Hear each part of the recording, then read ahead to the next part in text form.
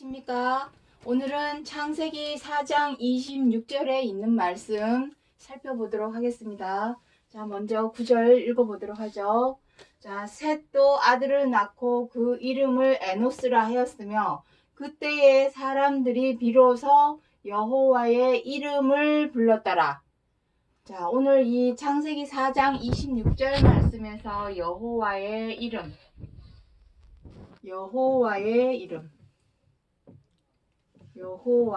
이름에 대해서 살펴보도록 하겠습니다.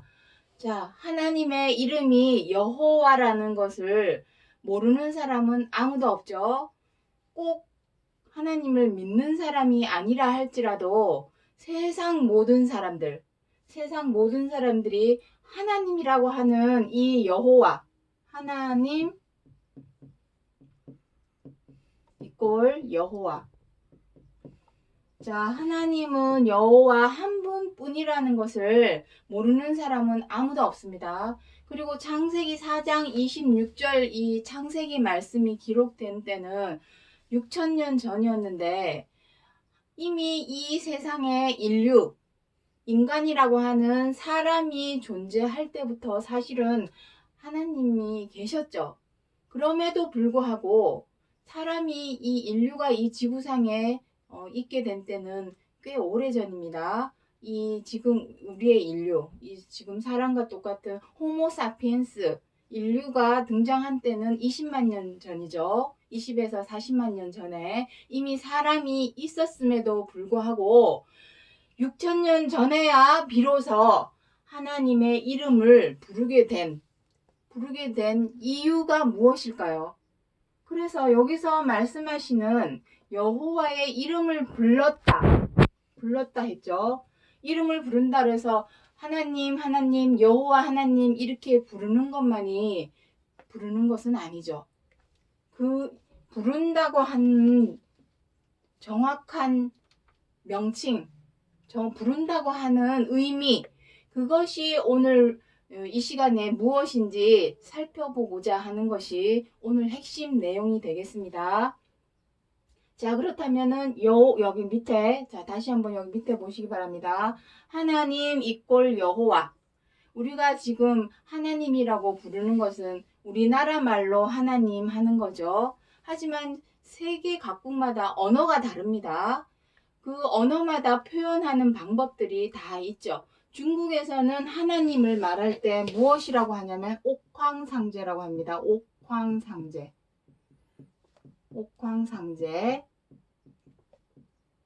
다 같은 말입니다. 그리고 이거는 도교에서 쓰는 말이죠. 도교. 옥황상제. 도교에서 쓰는 말이고 불가에서는 부처라는 말로 또 쓰고 있습니다. 그리고 이슬람교를 섬기고 있는 데서는 바알이라고 표현을 하죠. 바알. 하나님을 바알이랍니다. 그리고 산신령. 산에 계시는 신령, 신성한 영적 존재. 하나님이 산의 역사죠. 아담은 에덴 동산. 거기에 계신 산신령은 하나님이셨습니다. 그리고 노아 때에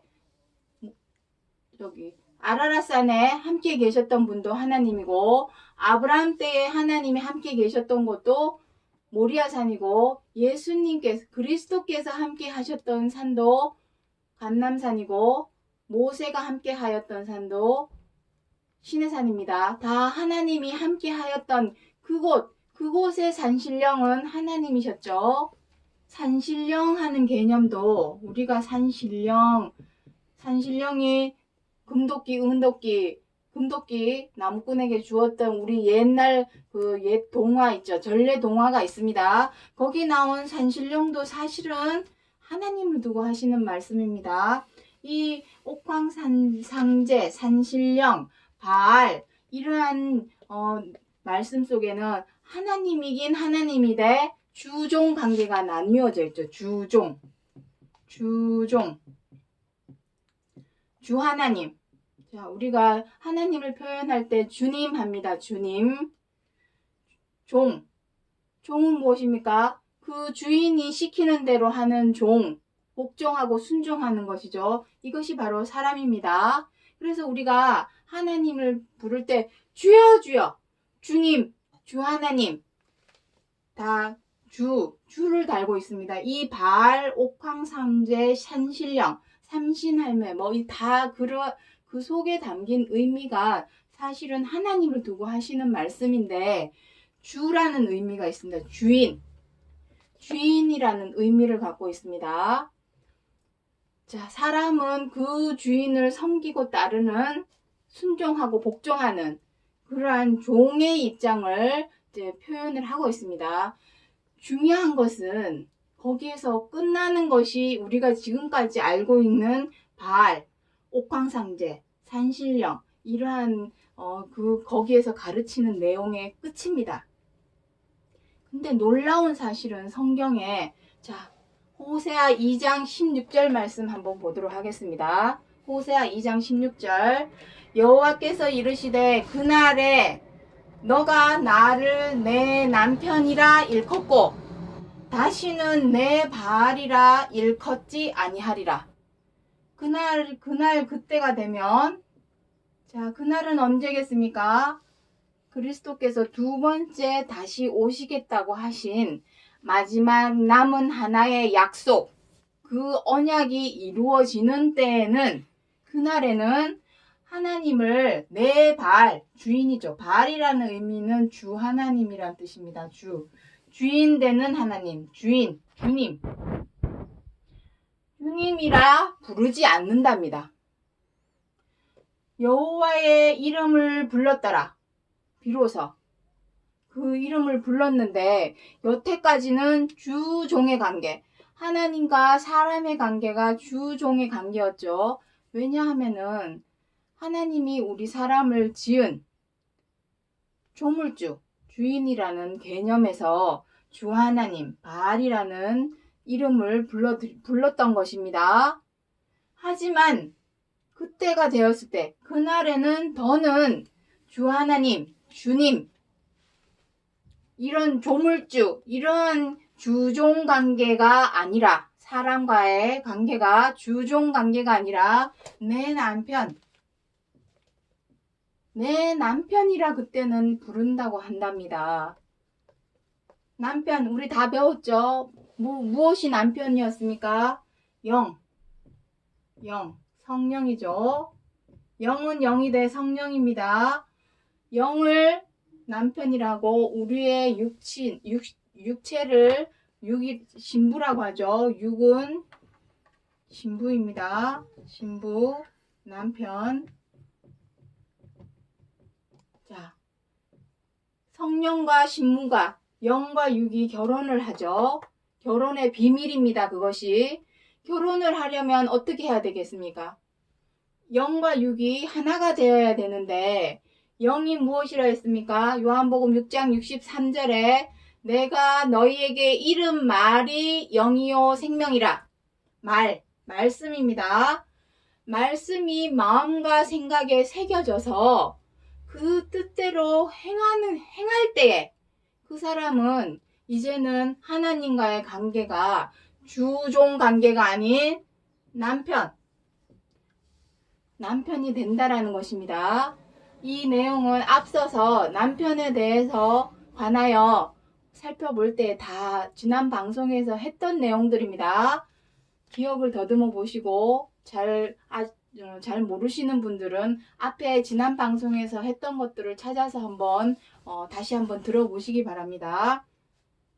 자, 그래서 여기서 다시 창세기 4장 26절, 비로소 여호와의 이름을 불렀더라 하는 이 개념은 창세기 4장 26절 시점, 그때를 말하고자 해서 이 말씀을 기록해 주신 것이 아니라 그날이라고 하는 요 마지막 때 그리스도께서 두 번째 다시 오신다고 하신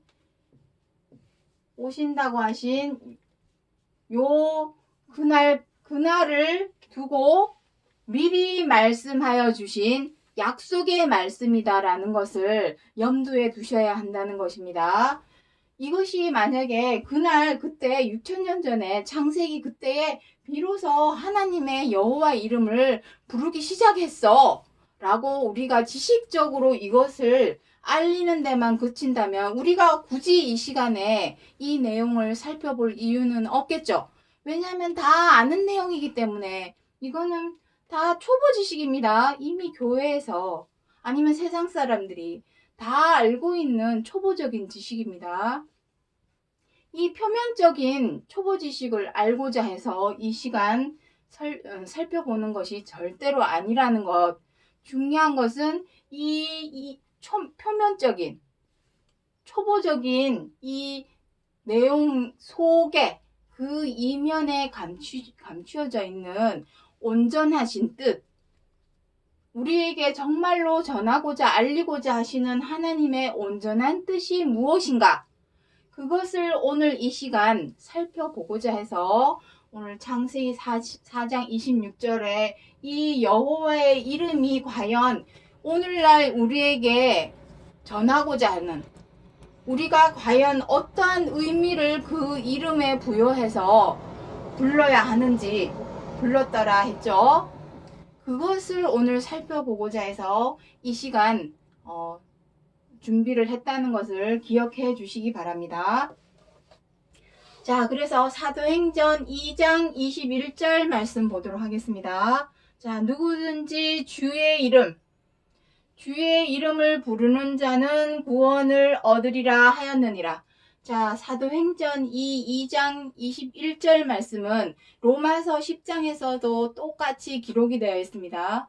왜냐하면 이 말씀은 신약 성경에만 기록이 되어 있는 것이 아니라 이미 구약 성경에서도 기록을 하고 있죠.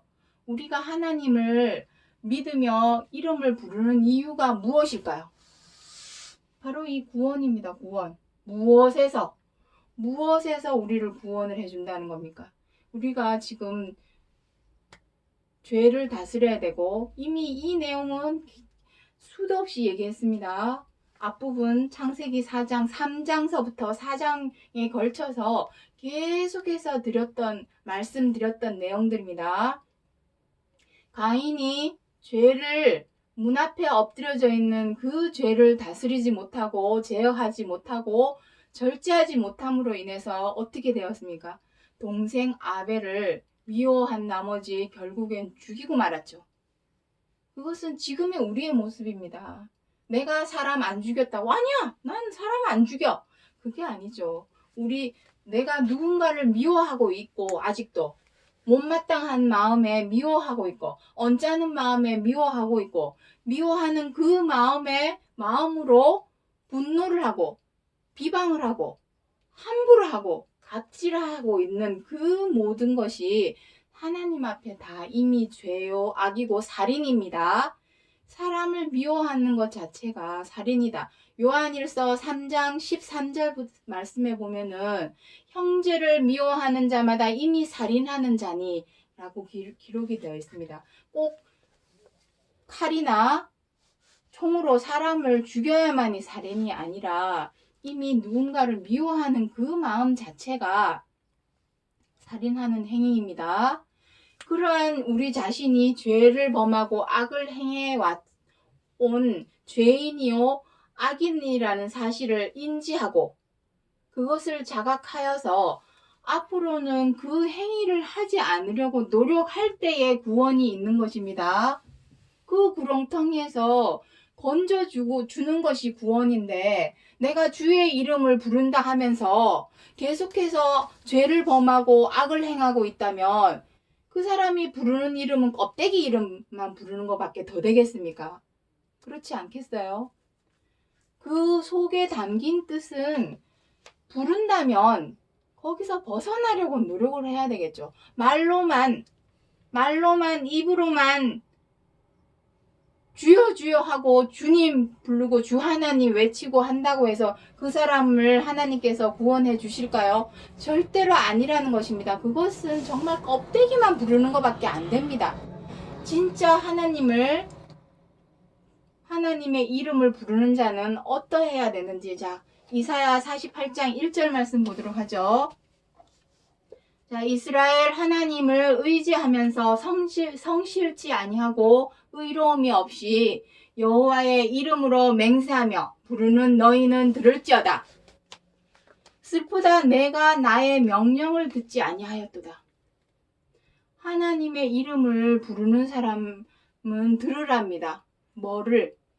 너희들이 내 명령은 듣지 아니하였도다. 이름은 부르는데 왜 나의 명령, 하나님께서 지켜 행하라고 하신 명령, 그 계명은 왜 안 지켜 행하느냐, 이 말씀이시죠. 자, 여기서 성실치 않다는 것은 무엇입니까?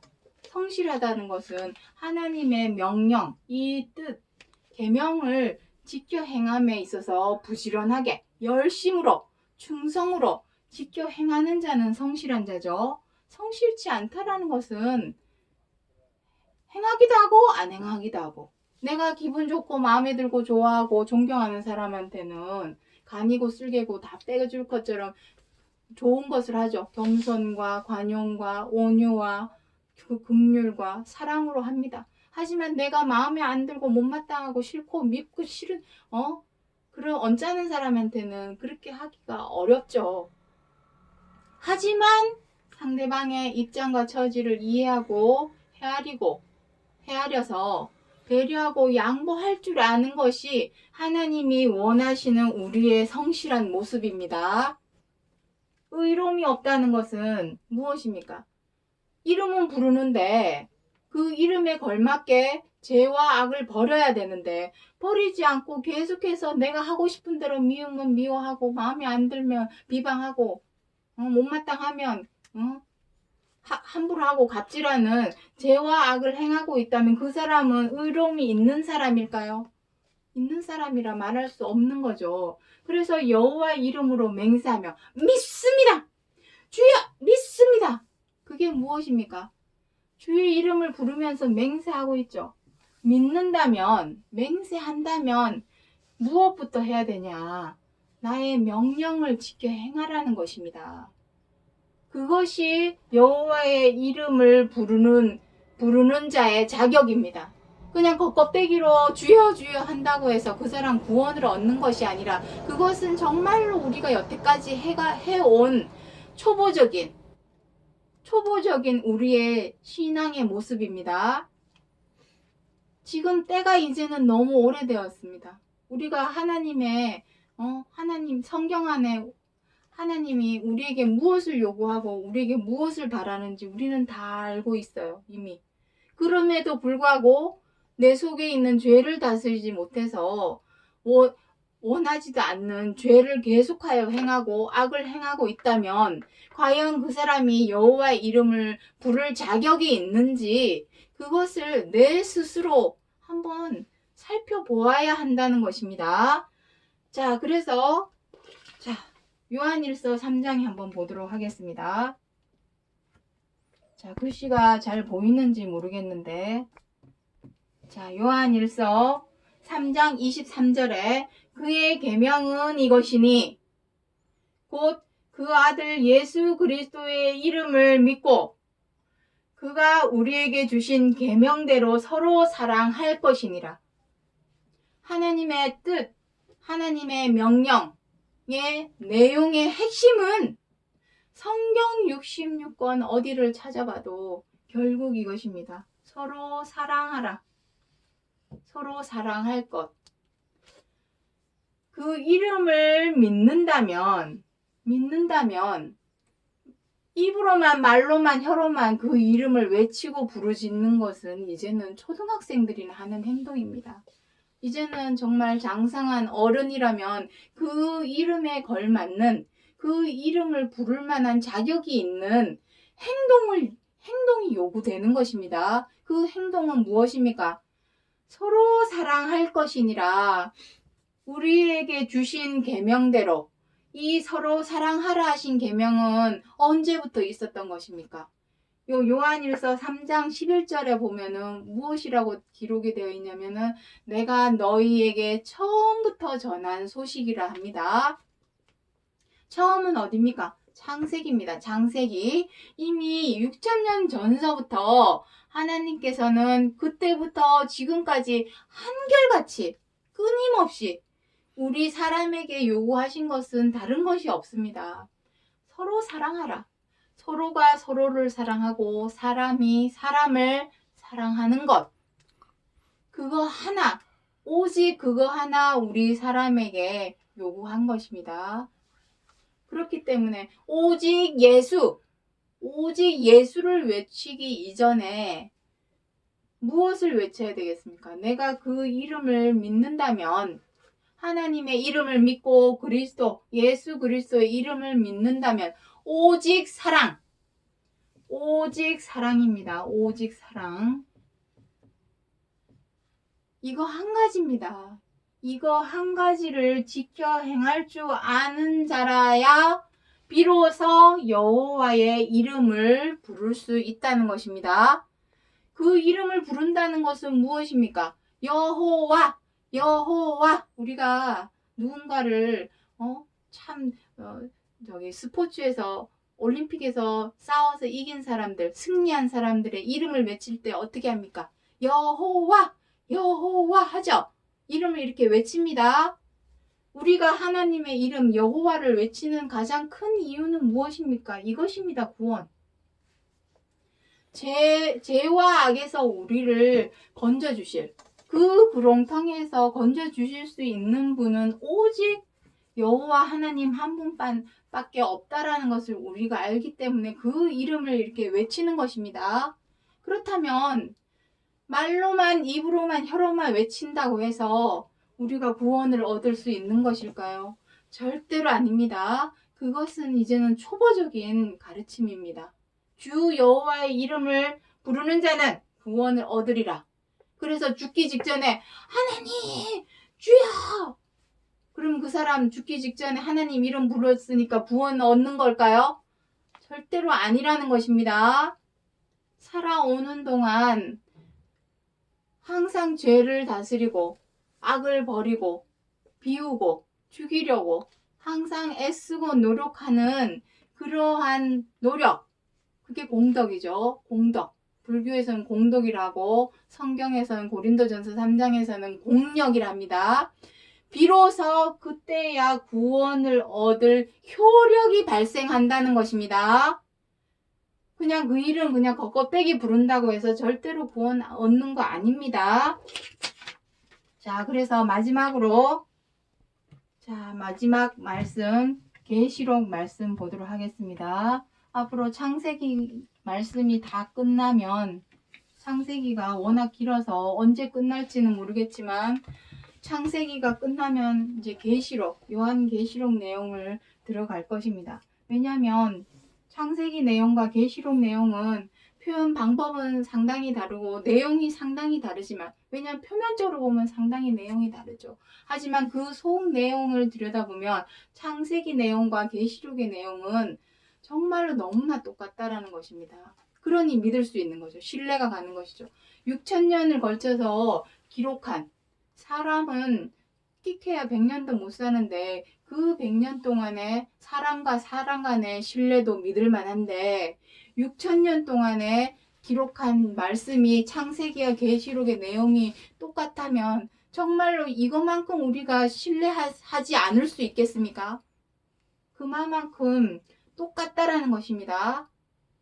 주 여호와의 이름을 우리가 부를만 하죠. 구원을 해주시는 하나님, 그 이름을 부를만 하죠. 우리가 그 무엇보다도 우리가 불러야 할 이름은 하나님의 이름이라는 것입니다. 이름만 부를 것이 아니라 거기에 걸맞는 우리의 행동, 마음의 자세, 그것이 다 따라와야 된다는 것입니다. 자, 계시록 3장 12절에 이기는 자는 내가 하나님의 이름과 하나님의 성, 곧 하늘에서 내 하나님께로부터 내려오는 새 예루살렘의 이름과 나의 새 이름을 그 위에 기록하리라. 자, 이기는 자, 여기 이 지금 3장 12절 말씀 안에는 어마무시한 내용, 이 한 구절 가지고도 사흘 밤낮이 아니라 일주일 동안 이 구절 하나 가지고도 많은 말씀들을, 성경 66권 안에서 찾아낼 수가 있습니다. 그 정도로 아주 방대한 내용이 이 안에 담겨 있는데 오늘은 이름에 대해서만 살펴보도록 하겠습니다. 이기는 자. 이기는 자가 바로 이스라엘입니다. 이스라엘. 야곱이 창세기 37장에서 야곱이 천사와 싸워서 이겼죠. 그래서 하나님께서 야곱에게 주신 이름이 이스라엘입니다. 야곱의 이름이 이스라엘입니다. 근데 그 야곱, 이스라엘이 자식을 낳아서 생육 번성하고 기하구수적으로 자손이 많아지면서 하나의 국가, 나라를 이루어서 오늘날은 이스라엘 나라가 된 것입니다. 사실은 이스라엘이라는 뜻은 이기는 자라는 뜻입니다. 무엇에서 이겨야 될까요? 우리가 이겨내야 될 것은 오직 죄와 악입니다. 우리 속에서 선을 행하고자 원하지만 원하는 선은 행하지 아니하고 오히려 죄와 악은 행하는도다. 로마서 7장에 보시면 사도 바울이 하시는 내용이 있습니다. 그런 것처럼 우리가 이겨내야 될 것은 오직 죄를 다스리고 악을 절제하여서 이것을 이겨내고 사랑, 오직 사랑이라고 하시는 서로 사랑하라 하신 말씀대로 지켜 행할 수 있는 그 사람은 이기는 자, 즉 이스라엘이라는 타이틀을 얻게 되는 것입니다. 그 사람에게는 어떻게 안 됩니까? 하나님의 이름과 새 예루살렘 성의 이름과 나의 새 이름이 있습니다. 새 이름, 그 이름을 그의 위에 기록한답니다. 우리가 집이 있습니다. 집에는 다 무엇이 있습니까? 그 집에 누가 사는지 문패가 있죠. 문패. 암흑의 문패가 있습니다. 그 위에 기록한답니다. 왜냐? 우리 사람이 무엇입니까? 고린도전서 3장 16절에 무엇이랍니까? 너희는 하나님의 집이요 하나님의 성전이라. 왜냐? 영을 모시고 사는 우리 육신의 영이 덧입는 깃들어 사는 우리 육신이 집이요 성전이고 그 집과 성전에 들어와서 살 영, 성령, 하나님의 영과 그리스도의 영이 남편으로서 들어와서 살기 때문에 이러한 표현을 하는 것입니다. 그의 위에 기록한다는 것이 결혼이죠. 이게 결혼입니다. 집은 우리죠. 집은 우리. 그 집에 이름을 새기겠다, 기록하겠다라는 것은 무슨 뜻입니까? 그 집에서 살겠다라는 뜻이죠. 그 집에 하나님의 이름과 예루살렘의 이름과 나의 새 이름을 기록한답니다. 그러니까 그 집에 사는 것이죠. 이것이 바로 결혼입니다. 자, 그래서 우리가 죄와 악을 반드시 이겨내야만이 비로소 사랑을 행할 수 있습니다. 절대로 이 마음속에 내가 누군가를 미워하는 마음이 있고서야 어찌 사랑할 수 있겠습니까? 그것을 마음에서 제하여 버려야만이 사랑이라고 하는 서로 사랑하라 하신 하나님의 계명대로 지켜 행할 수 있고 그 지켜 행하는 행위 자체가 바로 여호와의 이름을 부르는 것과 같은 것입니다. 자, 그러한 이기는 자에게는 이름을 새겨준답니다. 기록한답니다. 집이기 때문에, 우리가 그의 집이기 때문에 그의 집에 하나님의 영이 들어와서 산다, 덧입는다, 다 같은 의미입니다. 덧입는다, 그 집에 들어와 산다, 결혼한다, 다 같은 의미입니다. 자, 그래서 정리를 하겠습니다.